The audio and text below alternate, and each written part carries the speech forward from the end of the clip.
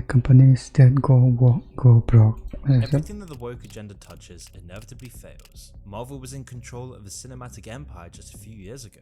Now they're slowly becoming irrelevant. Flop after flop and a string of content almost designed to attack their fanbase has put a massive dent in their reputation. Snow White was another casualty, a sign that Disney's doubling down on their identity politics. When it does release, it will be just another failure to add to the pile. And they weren't alone. BuzzFeed, Vice, Gillette, a whole slew of companies have changed I don't think Snow White is released yet, so themselves to left-wing political agendas. But why?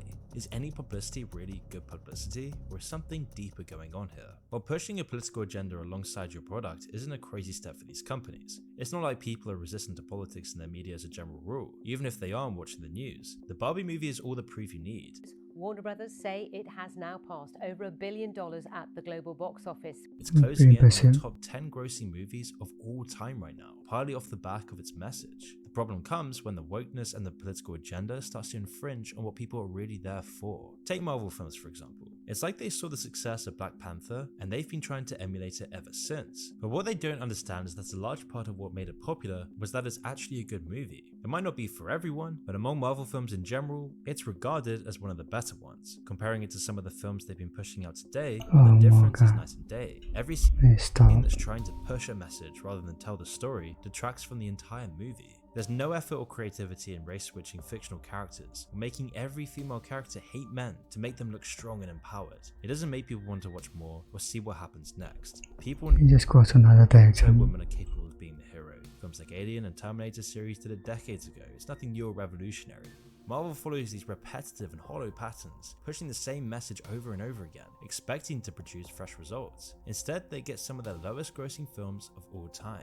When they do finally accept the reality, I thought was actually they start throwing the blame everywhere they can, except the actual problem. Recently, The Witcher producer blamed fans for the failure of the show, because according to him, people are simpletons for not understanding their show, which makes no sense as they completely changed the source material and the whole franchise is in jeopardy. They have no hope. Henry Cavill was the only thing keeping the show alive, and he's not going to be in season 4. And it's not just the film companies and Disney, of course. Tons of media giants have fallen into disarray. Why haven't watched The Witcher if not having Henry Cavill? Leaning too hard on going woke. BuzzFeed started as one of the first media companies that connected with the internet audience, and they used to dominate people's timelines and feeds. Their shows like Unsolved used to get millions of views daily, but as they grew and began to expand, everything else began to crumble. BuzzFeed started to become more political, not in a satirical or informative way, but to push a plastic agenda and divide people on the basis of any progressive thing they found. Their best weapon was to enforce guilt in men and white people. For example, there's a video by BuzzFeed called 36 Questions for Men, and the entire video is just filled with awful opinions and stereotypes, which is funny as they claim to go against the stereotypes. The video starts with their employee comparing every man to Donald Trump. How does it feel to be the same sex as Donald Trump? And there are countless videos like this, where rage bait generates millions of views. But after a short while, everything else becomes just getting weird. boring if someone doesn't evolve. BuzzFeed failed to see this and fix themselves, and now they're completely dead. People didn't watch BuzzFeed to feel bad about themselves, but to get entertained. And by forcing out and undervaluing what people actually wanted to see, they lost it all. But before we continue, I want to tell you about our sponsor, War Thunder. Dive into the world of War Thunder, where the battlefield comes alive and stunning, doing things nobody else had the creativity, let alone the balls to pull off.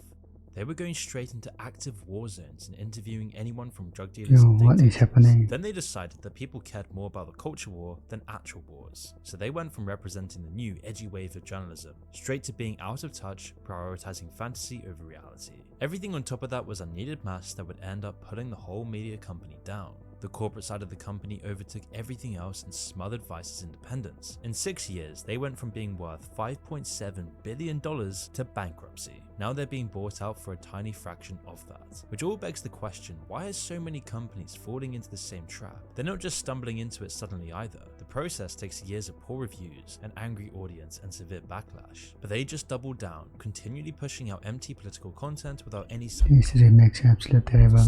A large part of this can be explained through how these companies change over time. Take Vice for instance. They began as independent filmmakers and journalists, pursuing stories they thought were relevant to their audience. Obviously it worked and they kept on expanding. At first this was great, more passionate filmmakers and artists joined their ranks, and they kept on making quality content. But as they got larger and larger, more money got involved, and with it came investors and a more corporate structure and philosophy. Like every other large media company, it got taken over by the coastal intellectual elite. In 2019, around the same time as the beginning of the decline, they took a $250 million investment from George Soros and other political investors, where they started pushing their philosophy of political correctness, focusing more on the kinds of articles and videos than what got them there in the first place. Now they're on the way to being bought by the Saudis. It's a cruel twist of fate, seeing an independent journalism company go into bed with a regime that assassinates journalists, but with bankruptcy looming, they signed a $50 million deal to make content for Saudi TV. It's on top of the secret $20 million festival in the Arabian desert they ran, and reported censoring of things the Saudi government doesn't want its people to see. So they went from documenting dictators to actually getting funded by them. If that isn't against the woke ideology, then nothing is really. It's not an ideology these coastal and corporate elites share with anyone else. Despite being some of the most powerful, privileged people on the planet, woke billionaires and elites have decided they're really the champions of the people they're exploiting. Real societal issues are used like armor to deflect against criticism. By co-opting and repurposing issues and causes, companies can get into the headlines and CEOs can score some points with their ideologue friends. It's an ideology that runs on awareness rather than action. The political equivalent of changing the background on your Facebook profile picture to Yeah, they are just passive signaling at this show your point. support. What these companies fail to realize is that barely anyone cares more about gender politics than what they're actually there to see. No one in their right mind cares deeply about whether the host of Disney World says ladies and gentlemen or boys and girls. Sure, Disney might have gotten a few points with a specific niche of obsessive leftists, but these aren't new people with very long memories, brand loyalty, or any real reason to care about Disney at all. Their core audience of families and young children certainly don't. Nor do they care about the cutting commentary on patriarchal stereotypes that the new Snow White movie is going to blow everyone's minds with. I just mean that it's no Oh longer my God. 1937, and we absolutely wrote a Snow White that is. I don't want to listen to this again. by the prince. She's not going to be saved by the prince, and she's not going to be dreaming about true love. She's dreaming about becoming the leader she knows she can be. Other than a costly legal battle with Ron DeSantis, Disney isn't getting anything. For other companies that are selling products rather than entertainment, it's even worse. It's a complete mystery why Gillette thought they were both the authority on gender relations and that their core market wants to be shamed and lectured by them. We can't laugh it off. Who's the daddy? What I actually think she's trying to say. Making the same old excuses. Boys will be boys. Boys will be boys. Boys will be boys. But something finally changed. Allegations regarding sexual assault and sexual harassment. But she says And there will be no going back. Consultants and focus groups deduce that people want stories and characters that they can relate to and that they can identify Gillette with. app. But what they fail to realize is that people don't identify with characters because they look like them. They want characters they can empathize with and understand. Nobody understands or feels any connection with these hollow plastic puppets they use to spread these bland ideas with. People are interested in the message, not the messenger. Companies that buy into the woke ideology slowly lose more of what made them successful. They carve off pieces of their identity to try and fit into the woke mold. Eventually you end up with a media company obsessed with articles about manspreading, or a film company throwing away its classic time-tested stories in favor of yet another strong female protagonist story. It's also a benefit to these companies as a cover for all the dirty stuff going on behind the scenes. The more noise a company is making about some unrelated social issue, the less people will look into their other business. Netflix tries to present itself as very friendly and woke, but under the surface, they're bleeding people dry. The South Korean Actor Association is accusing them of underpaying despite the massive pile of cash they made off of Squid Game. And so just like that, Disney can now claim they're the good guys, but their actions are always the opposite again. Recently, they scanned the faces of background actors in WandaVision to use them for future projects without actually paying them. They want more people to scan their faces so that Disney can own their likeness forever. Basically, Disney and other large studios are trying to own people for their greedy intentions, and the whole woke image is just a mask so that they can present themselves as the good guys. One of their most egregious examples was with the filming of Mulan. Despite parading it in front of people as a shining example of inclusivity, reality was nothing like that. Instead, they traded an all-white cast for an ethnically hand cast instead, the exact audience the film is designed for. Yeah, I haven't seen that one. The story, originally set near the Mongolian border, is now full of people who are from thousands of miles away. And the worst part here is that they were filming in the Xinjiang Uyghur Autonomous Region, the same place as China's network of concentration camps and re-education centers. The credits of the movie even give thanks to the parts of the Chinese government directly responsible for overseeing the horrors that happened there. Disney included special thanks to 8 government entities in Xinjiang, a province where rights groups have exposed a harsh crackdown against Uyghur and Kazakh Muslims, including mass internments, enforced sterilizations, and forced labor. It also acknowledged the Chinese Communist Party's propaganda department. The film Mulan is seen as part of an attempt by China to soften its image, and many journalists and activists are calling for its boycott. At least the Soften image, what does it even whole mean? thing was a failure in the end. Despite all the pandering and focus grouping, the film got a frosty reception. 4.7 out of 10 was the average review score on Douban, a Chinese film reviewing site. The Chinese market is just too tempting for these companies though. Disney has far more allegiance to China than any of their other political crusades. Bob Iger came to mind as I was reading the book, because he obviously at one point was going to be the U.S. or potential U.S. ambassador to China. He's now currently CEO of Disney again. I think Marvel movies start to stream in to China again now that he's back in that role. I mean, I think there's no question that they have had the most success in China.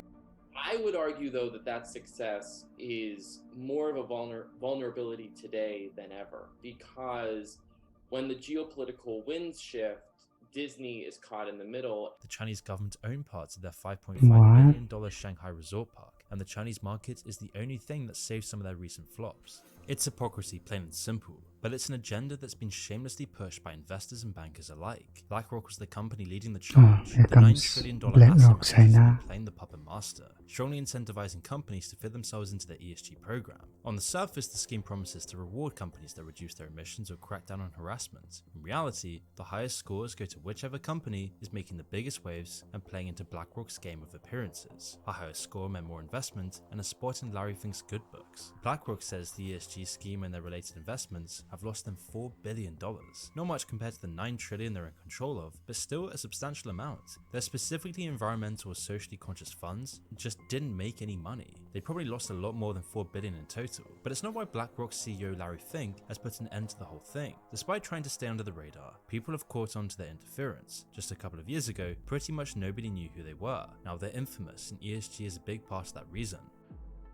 We say we have a commander-in-chief. Oh great, but not really this the guy commander-in-chief again. Yes, get out all the misinformation available. is Larry Fink.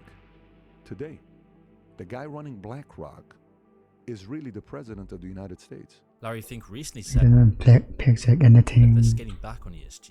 What's more is that he said he's been ashamed of the letters he wrote about how ESG He's asking questions, no solution is at in all. the future, and that while of course BlackRock still believes in the ESG manifesto, they won't be using the term anymore, and that they're closing nearly all funds associated with it. Environmental social governance, or we call it ESG, the corporate movement to invest in companies that promote progressive policies on the environment and social issues, it may soon be coming to an end.